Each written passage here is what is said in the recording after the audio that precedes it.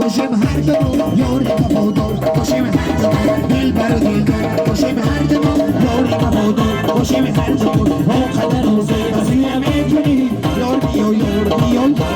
ها قدر روزه وزیم میکنی یار بیا یار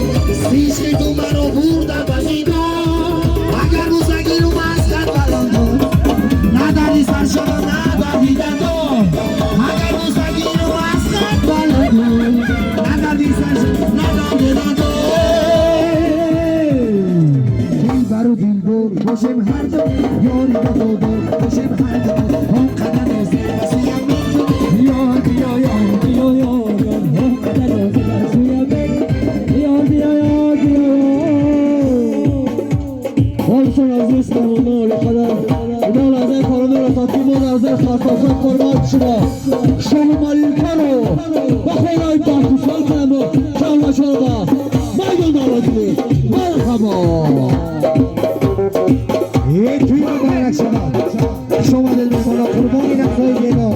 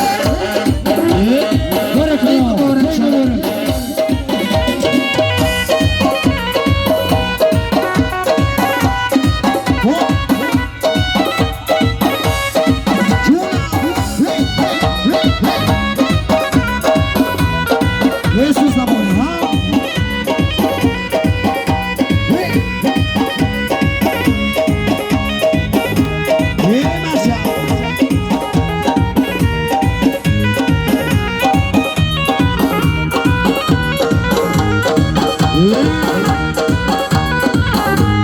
جوره جان بیاد مبارک باشد